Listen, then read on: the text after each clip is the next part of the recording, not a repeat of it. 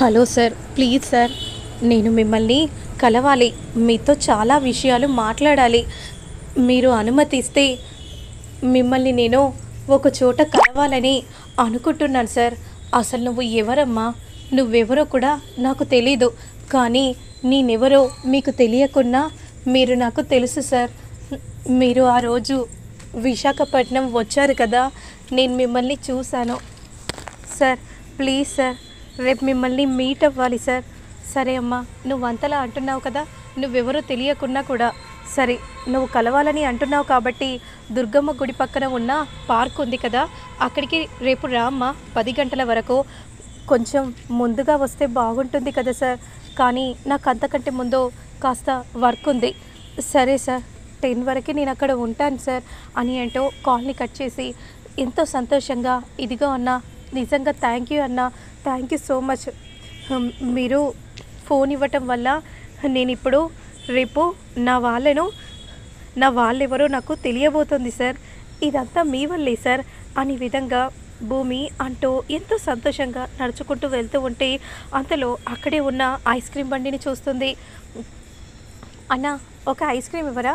అప్పుడు వెంటనే పిల్లలు మాత్రం అలా భూమి ఐస్ క్రీమ్ తింటూ ఉంటే పిల్లలు కూడా అలానే చూస్తూ ఉంటారు. మీరు కూడా ఐస్ క్రీమ్ తింటారా? అవునక్క. సరే రండి, చకచక రండి, ఏం ఐస్ క్రీమ్ కావాలో ఐస్ క్రీమ్ అన్నకి చెప్పండి. అప్పుడు వెంటనే పిల్లలకి కూడా ఐస్ క్రీమ్ ఇస్తాడు. పిల్లలందరూ కూడా ఐస్ క్రీమ్ ఎంతో సంతోషంగా తింటూ ఉంటారు. త్వరగా ఎందుకురా తినటం, కాస్త నెమ్మదిగా తినండి, కంగారు ఏం పడకండి అనే విధంగా అంటూ అలా మాట్లాడుకుంటూ ఐస్ క్రీమ్ని తింటూ ఉంటారు. అమ్మ, డబ్బులు ఇస్తే నేను వెళ్ళాలి, త్వరగా డబ్బులు ఇవ్వమ్మా.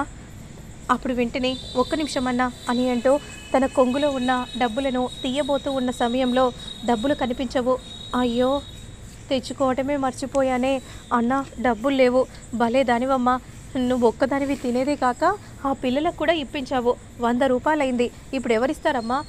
నేను తర్వాత ఇస్తానులే అన్న, ఏమనుకోకో. అసలు ఇక్కడ నుండి బయటికి వెళ్ళాక నువ్వెవరో నేనెవరో, అలాంటిది నువ్వు నాకు డబ్బులు ఇవ్వడం ఏంటి? నేను రూపాయి అమ్ముకునేటోండి. నువ్వు ఇలా చేస్తే ఎట్లా చెప్పు? నాకు అవన్నీ తెలీదు. నాకు ముందు పైసలు పడేసి నువ్వు మాట్లాడు. అన్న, ఇలా పిల్లల ముందు మాట్లాడితే పిల్లలు అలానే చూస్తున్నారు. ఎవరు చూస్తే నాకేంటి, నాకు డబ్బులు ముఖ్యం అని ఐస్ క్రీమ్ అబ్బాయి అంటూ ఉంటే అదే సమయానికి కార్ ఆగుతుంది. ఇక ఆ కార్ నుండి శరత్ చంద్ర దిగుతాడు. ఇస్తావా లేదా నా డబ్బులు? ఎవరితో ఏం మాట్లాడుతున్నావో నీకు అర్థమవుతుందా? డబ్బుల కోసం ఇలా మాట్లాడుతున్నావా? అన్న, 100 రూపాయలు ఇవ్వమంటే లేవని చెప్తుందన్నా. 100 రూపాయలా? ఇదిగో తీసుకో. అన్న, చిల్లర లేదన్నా. సరే, నువ్వే ఉంచుకో, ముందు ఇక్కడ నుండి వెళ్ళు అని అనగానే వెంటనే అక్కడ నుండి వెళ్తూ ఉంటే, ఏంటమ్మా ఏమైంది అంటే, నేను రేపు నా వాళ్ళని కలుసుకోబోతున్నాను, ఎవరో తెలియబోతోంది, ఫోన్ మాట్లాడుకోవడం కోసము బయటికి వచ్చాను. అంతలో రేపు మీట్ అవుతానని చెప్పగానే ఐస్ క్రీమ్ని చూశాను. సంతోషంగా తిని వెళ్దాం అనుకునేసరికి పిల్లలు అలాగే చూస్తూ ఉన్నారు. అందుకే పిల్లలకు కూడా కొనిచ్చాను. డబ్బులు ఇద్దామంటే డబ్బులు నా దగ్గర లేవు. అంత సంతోషంగా, అంత పరధ్యానంగా ఉండి అంత మర్చిపోయే విషయం ఇదా అమ్మా? అవునండి, అంత పరధ్యానంగా కూడా ఉండకూడదు కదా. సంతోషంగా ఉండటం వల్ల మర్చిపోయాను. కానీ నేను మాత్రం హ్యాపీగా ఉంటే ఇంకా ఎన్నో చేయాలని అనుకుంటున్నాను. అంటే నువ్వేం చేయాలనుకుంటున్నావమ్మా? అదిగో చూసారు కదండి, పాపం వాళ్ళు ఎంత వణుకుతున్నారో చలికి. వాళ్ళకి దుప్పటిస్తే బాగుండు. వాళ్ళకి ఎలాగో నేను కట్టలేను, కానీ దుప్పటి మాత్రం ఇచ్చి వాళ్లకు వెచ్చదనాన్ని అయితే కలిగించగలను కదా అండి. అంత డబ్బు కూడా నా దగ్గర లేదు కదా. నువ్వు ఏం చేయాలనుకుంటున్నావో అది చెయ్యమ్మా. నువ్వు నాకు ఒక బిడ్డలాగా, నేను నీ తండ్రిలాగా అనుకొని నువ్వు చెయ్యి. కానీ ఇప్పటికిప్పుడు దుప్పట్లు దొరకవు కదా అండి. నీకెందుకమ్మా, నేను దుప్పట్లు రప్పిస్తాను కదా అని అంటూ వెంటనే శరత్ చంద్ర ఫోన్ మాట్లాడగానే దుప్పట్లు వస్తాయి. అదిగో అమ్మా, నువ్వు పంచాలనుకుంటున్నావు కదా, పంచు అని అనగానే వెంటనే దుప్పటి తీసుకుని అలా పంచుతూ ఉంటే ఎంతో సంతోషంగా అందరూ కూడా ఆశీర్వాదాలు ఇస్తూ ఉంటారు. ఇక భూమి చాలా సంతోషంగా ఫీల్ అవుతూ ఉంటుంది. చాలా సంతోషంగా ఉన్నావా అమ్మ? సంతోషంగా ఉన్నానండి. నిజంగా. సరే పద అమ్మ వెళ్దాం అని అంటూ ఇక వెంటనే అలా వెళ్తూ ఉంటారు.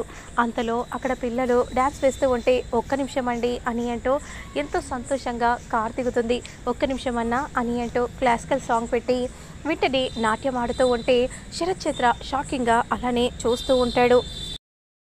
అలా భూమి నాట్యం ఆడుతూ ఉంటే శోభా నాట్యం గుర్తుకు వస్తూ ఉంటుంది. ఇద్దరి నాట్యం కూడా ఒకేలా ఉంటుంది. ఇద్దరి ఎక్స్ప్రెషన్స్ అవన్నీ కూడా ఒకే విధంగా ఉండటంతో శరత్ చంద్ర షాకింగ్గా చూస్తూ ఉండిపోతాడు. భూమి డ్యాన్స్, శోభా డ్యాన్స్ దగ్గరగా ఉంటుంది. అలా మైమర్చిపోయి నాట్యాన్ని చూస్తూ ఉంటే ఇక అంతలో థ్యాంక్ యూ అండి, థ్యాంక్ యూ సో మచ్ అని ఈ విధంగా భూమి అంటుంది. అందరూ క్లాప్స్ కొడుతూ ఉంటారు. అప్పుడు వెంటనే శరత్ చంద్ర మాత్రం షాకింగ్గా చూస్తూ ఉంటే ఏమైందండి, అందరూ క్లాప్స్ కొట్టి అప్రిషియేట్ చేస్తున్నారు, కానీ మీరు ఏంటమ్మా నువ్వు ఈ నాట్యం చేస్తున్నావా? ఎందుకండి మీకు నచ్చలేదా? ఇక్కడ ఇంతమందికి నచ్చింది, మీకెందుకు నచ్చలేదు? ఇదిగో ఈ నాట్యం వల్లే నా భార్య చనిపోయింది, అందుకే నాకు ఈ నాట్యం అంటే ఇష్టం లేదమ్మా, ఇష్టం లేదు అని అంటూ బాధగా దీనంగా శరత్ చంద్ర కారెక్కేసి వెయిట్ చేస్తూ ఉంటాడు. ఇక మరోవైపు మాత్రం గగన్ దోశలు పోయడానికి ఇబ్బంది పడుతూ ఉంటాడు. యూట్యూబ్లో చూస్తూ దోశ పోస్తూ ఉంటాడు గగన్. ఇక యూట్యూబ్లో ఎలా వీడియో క్లిప్ మూవ్ అవుతుందో అలాగే గగన్ కూడా దోశని అదే ప్రకారంగా చేస్తూ ఉంటాడు. కానీ ఆ దోశను తీసే సమయంలో ఆ దోశ మొత్తం కూడా ఖరాబ్ అయిపోతుంది. వెంటనే డస్ట్బిన్లో పడిస్తాడు. రే గగన్, ఎంతసేపు రా, ఆకలికి చచ్చేలా ఉన్నాను, అన్నయ్య త్వరగా తీసుకుని రా అన్నయ్య, చాలా ఆకలి ఇస్తుంది, వెయిట్ 2 minutes అని గగన్ అనగానే ఇంకా 2 నిమిషాల అని అంటూ ఉండగా అంతలో భూమి వస్తుంది.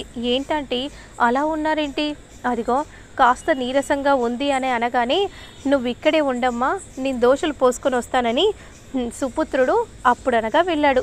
2 గంటలు అవుతుంది, ఇప్పటికీ తీసుకొని రాలేదు. ఏంటంటే మనం బియ్యాన్ని కడిగి నానబెట్టి గ్రైండర్ పట్టినా కూడా అంత సమయం కాదు కదా అంటే, సరే ఉండండి అనే విధంగా అంటూ వెంటనే కిచెన్లోకి భూమి వెళ్తూ ఉంటుంది. ఏమో అమ్మ, వాడు ఏం చేస్తున్నాడో ఏంటో తెలీదు, కానీ వాడి వల్ల నేను ఇక్కడే కళ్ళు తిరిగి పడిపోతానేమో అని అనగానే వెంటనే భూమి కిచెన్లోకి వెళ్తుంది. అలా దోశ తీసి మళ్ళీ క్రింద పడేస్తాడు. ఏం చేస్తున్నారు? ఇదిగో అమ్మకు దోశ వేయడానికి ప్రయత్నం చేస్తున్నాను, ఒక్క నిమిషం నువ్వు ఉండు. ఏంటి గగన్ గారు ఏం చేస్తున్నారు? మళ్ళీ దోశ పోస్తారా? మీరు ఉండని, నేను పోస్తాను. లేదు, మా అమ్మ కోసం నేనే పోయాలి. ఏంటి తల తిక్క? ఆయన యూట్యూబ్లో వీడియోలు చూస్తూ అదిగో ఆ డస్ట్బిన్నే నింపారు, ఇప్పుడు మీరు మళ్ళీ పోస్తానంటున్నారు, మళ్ళీ డస్ట్బిన్లోనే పడేస్తారు. లేదు, ఈసారి పర్ఫెక్ట్గా వస్తుంది, పర్ఫెక్ట్గా రాదు, ముందు సైడ్ తప్పుకుంటే నేను పోస్తాను. అక్కడ ఆంటీకి బాగా ఆకలిగా ఉందంట, లేదు నేనే చేయాలి, అయితే నేను మీకు నేర్పిస్తాను, యూట్యూబ్లో కాదు, నేను చెప్తూ ఉంటాను, మీరు పోయండి అని అనగానే వెంటనే గగన్ చేయి పట్టుకొని ఇదిగో ఇలా ఈ పిండిని తీసి ఈ పెనంపై వేయాలి, ఇలా రౌండ్గా తిప్పాలి, ఆ తర్వాత కాస్త ఆయిల్ని రౌండ్గా పోయాలి, ఇదిగో ఈ ప్రకారంగా పోయాలి అని అలా గగన్ చేయి పట్టుకొని చూపిస్తూ ఉంటుంది ప్రతి ఒక్కటి కూడా.